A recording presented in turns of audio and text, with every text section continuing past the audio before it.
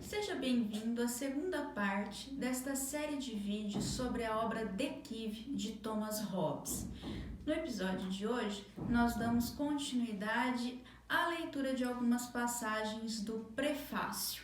Inclusive, o ponto da aula de hoje me interessa bastante porque existe uma imagem comum de Thomas Hobbes que circula em manuais de filosofia. É sempre um lugar comum sobre Hobbes afirmarmos que, segundo este filósofo, o ser humano é mau por natureza. Quer dizer, toda a filosofia política de Hobbes estaria ancorada numa certa concepção da natureza humana, segundo a qual o ser humano seria mau. Então, a maldade explicaria a teoria política de Hobbes.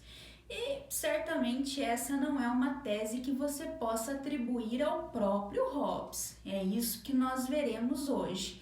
Você pode fazer uma interpretação de Hobbes externa, no sentido de, segundo a concepção de maldade de outro filósofo, nós poderíamos deduzir que o que Hobbes diz sobre a natureza humana implicaria em considerarmos que a humanidade carrega essa maldade desde o berço. Mas essa não é a teoria moral de Hobbes. Como eu disse no vídeo que introduz esta série, De Quive é uma obra muito importante para a compreensão da filosofia moral de Hobbes. Por isso, nós vamos começar pela leitura da seguinte passagem, que poderia ser considerada como uma corroboração desta interpretação de Hobbes que eu estou rejeitando neste vídeo. Vejamos. Página 10 da edição de Cambridge do De Quive. Hobbes diz que a disposição natural dos homens é tal que, se eles não forem restritos pelo medo de um poder comum, eles terão medo e desconfiança um dos outros.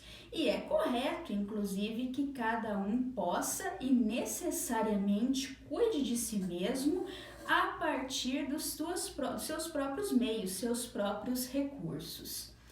Ele diz, inclusive, ele acrescenta a essa passagem que o leitor poderia objetar que algumas pessoas negarão isso.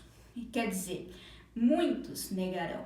Certamente, Hobbes diz então que ele estaria se contradizendo, dizendo que os homens admitem e que eles negam a mesma coisa.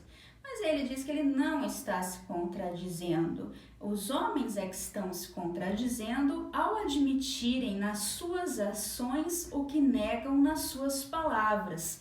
Esse trecho final eu considero bastante relevante, não é? Que as pessoas se contradizem nas ações e nas palavras. Quer dizer, as ações contradizem o discurso. O que a gente quer dizer com isso?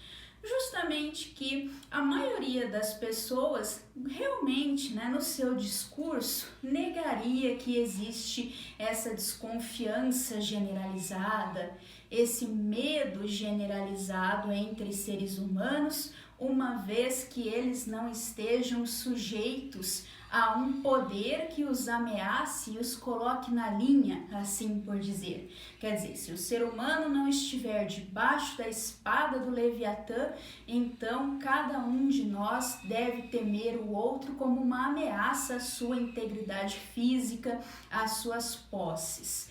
Muitas pessoas diriam que esse não é o caso, justamente que essa seria uma visão muito negativa da natureza humana. Só que nós estamos bem familiarizados, me parece, com o que Hobbes está dizendo aqui, sobre nós não admitirmos muitas vezes algo que nós praticamos. Então, o que Hobbes tem em mente nessa passagem, como fica claro na sua continuidade, veja. Mesmo dentro de sociedades civis, onde há leis e penas contra malfeitores, cidadãos individuais não viajam sem uma arma para se defender, enfim, não vão para a cama sem trancar a porta. Então, o Hobbes está dizendo que com essas ações, os homens estão expressando a sua desconfiança universal, né, de uma maneira que é a mais aberta possível. Ora, o que a gente pode comentar dessa passagem, né? Particularmente, eu acho que nós observamos bastante esse tipo de coisa que o Hobbes menciona aqui no nosso dia a dia, né? Pense, por exemplo, em uma pessoa que te faz juras de amor, ao mesmo tempo que te troca facilmente por qualquer oportunidade de lazer frívolo, né? Então é aquele sujeito que jura amor eterno à namorada, mas na primeira oportunidade que ele tem de passar um tempo com os amigos, ele já dispensa a namorada, ou então ele não está ao lado dela no momento de dificuldade na vida, né? Nós sabemos que há esse descompasso entre ações e palavras. Um exemplo que eu sempre cito nessa ocasião é como as pessoas falam do próprio valor que elas dão à educação. Se você sai fazendo uma pesquisa na rua de opinião, né, todo mundo vai dizer que o que mais espera do nosso país é que ele tenha uma educação melhor, ou que as pessoas mais valorizam, então, é a educação, o conhecimento. Só que se você der um pouquinho de dinheiro na mão dessa pessoa que diz isso, em vez de comprar um livro, em vez de pagar por qualquer coisa que signifique aquisição de conhecimento, ela vai preferir gastar isso em, sei lá, talvez um sapato novo, talvez uma cerveja artesanal de boa qualidade, né? Mais uma garrafa de uísque, dependendo do valor que você der para ela, mas ela não vai gastar, por exemplo, com um livro, né?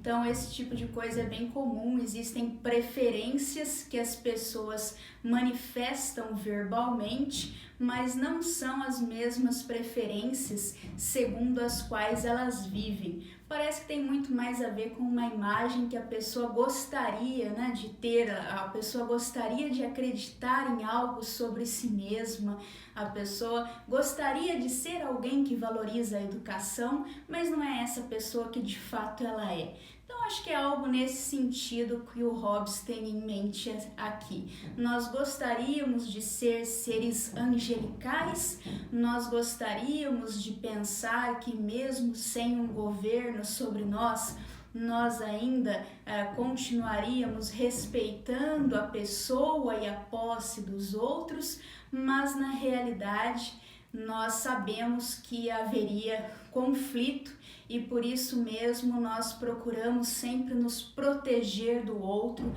às vezes até quando esse outro nem sequer nos é desconhecido, mesmo quando nem sequer há anonimato, né? Hobbes está dizendo nessa passagem, por exemplo, que nós fazemos isso até dentro das nossas próprias casas, né? Nós trancamos os nossos pertences, às vezes, dentro de casa mesmo, suspeitando de repente de um empregado doméstico ou alguma coisa nesse sentido. Então, enfim, essa passagem, essas considerações, elas podem nos levar a pensar justamente que o Hobbes está então afirmando algo diferente do que eu disse no início da aula, que o ser humano é mau por natureza. Como deduzir algo diferente disso, não é? Se nós temos que temer e desconfiar dos outros, desde que não haja uma lei que ameace esse outro com uma punição caso ele faça algo contra nós, então segue-se que este outro é mau e, portanto, como eu tenho a mesma natureza dele, eu também sou. Veja o que Hobbes diz então adiante, página 11. Contudo, não se segue desse princípio que os homens sejam maus por natureza. Quer dizer, então aqui o Hobbes está afirmando explicitamente a interpretação que eu estou propondo da obra dele, que significa que isso não é uma interpretação, significa justamente tentar levar Hobbes a sério nos seus próprios termos, né? É textual, não é interpretativo, que Hobbes esteja negando que o homem é mau por natureza. Então, fazer uma leitura mais caridosa de Hobbes significa justamente tentar entender por que não se segue das afirmações que ele fez na passagem antecedente uma tese antropológica tão negativa como essa, né, que já faz uma avaliação moral negativa da natureza humana. Vejamos o que Hobbes diz. Pois nós não podemos separar o bom do mal, mesmo que houvesse então poucos homens maus, menos homens maus do que homens bons, as pessoas boas, decentes, ainda teriam que carregar essa necessidade constante de vigília, de desconfiança, de antecipação, né? Quer dizer, as pessoas ainda teriam que se proteger. Então, veja, vamos tentar entender o que ele está dizendo nesta passagem. O que está em jogo aqui é muito importante na teoria hobbesiana. Eu diria o seguinte: não é uma boa leitura de Hobbes dizermos que a filosofia política de Hobbes, a sua defesa da Constituição Civil, a sua defesa de um governo civil, de uma autoridade política, do Estado, em suma, se baseia em uma antropologia moralmente negativa, uma antropologia que avalia negativamente a natureza humana. A boa leitura de Hobbes me parece ser uma leitura que mostra que Hobbes está tratando aqui de algo que nós chamaríamos mais contemporaneamente de razão estratégica. O que é uma razão estratégica? Que é o que nós temos, por exemplo, no campo das teorias dos jogos, né? Teoria de jogos é uma teoria de razão estratégica. Razão estratégica é diferente de uma razão instrumental, um conceito bastante usado também em teoria da decisão, em filosofia prática, que significa o seguinte: razão instrumental é quando você estabelece os meios para os seus fins, para a realização dos seus propósitos. Por isso é um instrumento. Por exemplo, eu quero gravar este vídeo. Do que eu preciso então? Eu preciso de algo que sirva como uma câmera, eu preciso depois da conexão à internet, preciso de algo que sirva como um microfone, por sinal preciso de um microfone melhor, eu sei, providenciarei um dia. Então, tudo isso são considerações de razão instrumental. Quando eu fico pesquisando que microfone eu deveria adquirir para melhorar a qualidade desses vídeos, que é um fim que eu tenho, eu estou usando razão instrumental. Por quê? Porque eu estou tratando justamente de relações causais entre seres inanimados, seres que não são eles próprios dotados de racionalidade, eles próprios não têm os seus fins. Uma câmera não planeja nada, uma câmera não faz a sua própria deliberação. Ela é apenas um meio dentro da minha deliberação, do meu raciocínio prático, para que eu obtenha os meus fins. Então, tudo muda de figura a partir do momento que eu começo a pensar na obtenção dos meus fins em um cenário em que estão envolvidos outros agentes que também deliberam, outros agentes que também traçam os seus próprios fins e também calculam quais são os meios para que eles realizem esses fins. É isso sim que está em jogo na filosofia de Hobbes. Eu devo pensar que da mesma forma que eu quero sobreviver, eu quero manter a minha integridade física, eu quero manter os objetos que estão na minha posse física, que são objetos dos quais eu necessito instrumentalmente, os outros seres humanos também querem a mesma coisa. Aquilo que eu quero, eles também querem, e do mesmo jeito que eu raciocino como eu devo me proteger, eles também fazem esse raciocínio. E aí aqui nessa passagem surge uma palavra muito importante para esse argumento, a palavra antecipação. Quer dizer, Hobbes é o teórico do ataque preventivo. Hobbes é o teórico dessa ideia de que a melhor defesa é o ataque. Então, quando eu quero me defender, quando eu quero proteger a minha sobrevivência, pode ser que eu tenha que atacar o outro. Existem situações em que tirar aquilo que é do outro significa defesa, porque significa tirar dele os meios para que amanhã ele possa vir a cogitar essa ideia de que ele tire o que é meu. E não porque eu penso que o outro seja mau, é simplesmente porque eu vejo o outro como um espelho. É isso que é razão estratégica.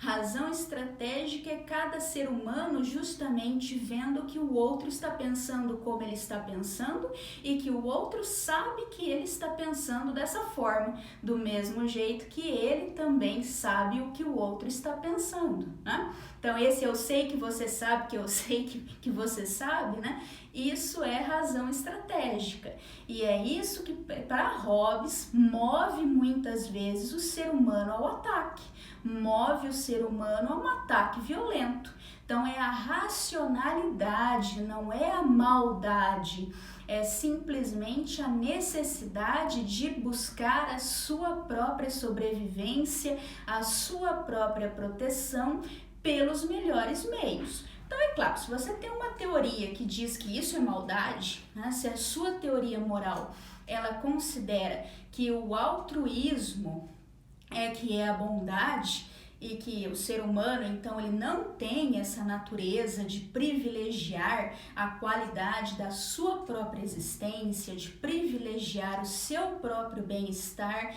e o bem-estar daquele que ele considera como os seus, né? Seus amigos, sua família, sua tribo, né? Esse eu estendido. Então, é claro que aí você pode concluir que para Hobbes o ser humano é mau por natureza. Mas para Hobbes você tem uma teoria moral quimérica, então, né? Decorre que Hobbes diria que a sua filosofia moral é uma filosofia para outros seres que não são seres humanos, né? Uma filosofia para seres que se preocupam mais com a sobrevivência de outros do que com a sua própria sobrevivência. Então, essa filosofia moral para Hobbes, é claro que não serviria para construir nenhum tipo de filosofia política no mundo real, tá certo? Então, vamos seguir ainda um pouquinho adiante nesse mesmo tema. Na mesma página, Hobbes segue dizendo assim: se segue menos ainda que aqueles que são maus por natureza, quer dizer, foram feitos dessa maneira pela natureza. O que Hobbes quer dizer com isso? Poderíamos aqui considerar que aqueles que são maus, então, seriam aqueles que de fato querem tomar algo que é nosso, mesmo que eles não estejam considerando isso necessário para a sua proteção e para a sua sobrevivência. Porque é nesse sentido que Hobbes diz que num estado de natureza é difícil você separar a pessoa boa da pessoa má. E pode ser que seja o caso que existam poucas pessoas más e o resultado ainda dará no mesmo, porque mesmo aquelas pessoas que estão apenas agindo motivadas pela sua própria sobrevivência, quer dizer, aquelas pessoas que não têm crueldade, não é que a pessoa queira tirar algo de você, não é que a pessoa queira provocar um dano a você, te fazer sofrer. Ela apenas fez um cálculo de que ela precisa fazer isso com você até para diminuir a sua força, para que você não possa amanhã fazer isso com ela, né? Seria muito perigoso no estado de natureza você deixar o seu vizinho se tornar muito mais forte do que você. Porque daí você ficaria à mercê da vontade dele de, por exemplo, anexar as suas terras. Talvez até um dia ele poderia resolver que seria melhor para a sobrevivência dele que você se tornasse um escravo dele ou que você fosse simplesmente eliminado. Então você acaba atacando o seu vizinho para que ele não se torne tão forte, não porque você é mau, como eu expliquei, mas porque você está pensando estrategicamente, você está jogando segundo as regras do jogo, né? Agora, existem pessoas que podem ser más, me parece que é isso que Hobbes quer dizer aqui, pessoas que podem ser más no sentido em que elas atacam independentemente desse raciocínio estratégico, né? Pessoas que de fato podem ter algum prazer nessa busca da destruição. E aí ele diz, embora por natureza, desde o seu nascimento, é isso que ele quer dizer por natureza, né? Por natureza aqui quer dizer algo que você carrega desde o berço, como eu falei. Você não adquiriu, faz parte já da sua constituição de quem você é. Então, em outras palavras, Hobbes acredita em tal coisa, né? Hobbes não é um existencialista, digamos assim. Existe uma concepção de natureza humana em Hobbes. Então, do fato de que eles nascem animais, essa também é uma passagem que nós temos que enfatizar aqui, né? Essa frase, o fato de que nascem animais, então, faz com que os homens carreguem essa característica de que eles imediatamente querem o que dá prazer e façam o que quer que eles possam, né? Seja com medo ou por raiva, ou para fugir ou para se proteger dos males que os ameaçam. Então, não é por isso que nós vamos pensar que eles são maus, né? Então, veja só, aqui nós temos também um ponto que eu enfatizei, que eu acho muito importante, né? O fato de que nascem animais, o ser humano é um animal. O que é um animal? Um animal quer aquilo que dá prazer a ele, um animal quer se saciar e um animal foge daquilo que pode lhe causar uma dor, foge daquilo que pode o machucar, né? Provocar um dano ao seu corpo. Então o Hobbes diz que com base nisso você não pode falar em maldade. Do mesmo jeito que você não pode dizer que um pitbull que te mordeu porque ficou com medo, porque se sentiu acuado numa situação é mau, você também não poderia dizer que um ser humano é mau porque ele está perseguindo o prazer dele. Então, quando se trata de natureza, quando se trata daquilo que existe antes da sociedade civil, quando se trata daquilo que não é artificial, nós não podemos propriamente falar em maldade, né? A maldade não está nas nossas paixões, a maldade não está nas nossas emoções, a maldade precisa de um outro tipo de artifício, ela precisa propriamente de uma racionalidade e mais do que isso, a maldade precisa que as regras da racionalidade, aquilo que nós veremos que são as leis de natureza, que nada mais são do que regras da razão estratégica, no fim das contas. Eu defendo essa leitura que é bastante ortodoxa mesmo de Hobbes, né? Como eu falei, eu não vou entrar aqui em disputas entre comentadores, não é esse o propósito de aulas para um nível de graduação, né? Então eu não vou entrar em disputas com leitores mais heterodoxos de Hobbes que de repente possam negar essa interpretação. A interpretação mais ortodoxa é que as leis de natureza, no fim das contas, são as regras de uma razão estratégica para seres que são determinados por natureza a buscarem a sua própria sobrevivência. Então, isso significa que você pode começar a falar em maldade, nós veremos, a partir do momento em que essas regras da razão estratégica são propriamente convertidas em lei dentro da sociedade civil. Aí sim, quem se desvia dessas leis pode ser considerado uma pessoa má. Então, a maldade vem com a instituição da condição civil, porque é a partir disso nós veremos que nós temos propriamente lei em sentido próprio para Hobbes. E a maldade é então um desvio dessas leis que constituem os nossos deveres. Mas simplesmente a partir das nossas paixões, da nossa animalidade, daquilo que nós carregamos por natureza, nesse sentido não podemos falar em maldade, ok? Então, uma última passagem continuando esse tema, ele afirma exatamente que essas paixões, né, esses afetos animais que surgem da nossa natureza animal não são em si mesmos ruins, não são malignos, né? Embora, sim, as ações que procedem deles às vezes sejam, a saber, quando provocam dano e são contrários ao dever, né? Então, acho que essa passagem corrobora bastante essa interpretação que eu estou oferecendo aqui e acho que nós podemos parar nesse ponto, né? Acho que nós já temos aqui uma linha de raciocínio um tanto finalizada para a gente passar a falar de estado de natureza. Então, a partir do próximo vídeo, e aí nós encerramos esse nosso comentário sobre o prefácio. No próximo vídeo, então, que será o terceiro vídeo da série, nós falamos sobre estado de natureza, os acordos e um pouquinho de leis de natureza, só uma introdução a essa noção que aparece aqui no prefácio, bem como os objetivos da obra, que é o ponto com o qual Hobbes encerra o prefácio.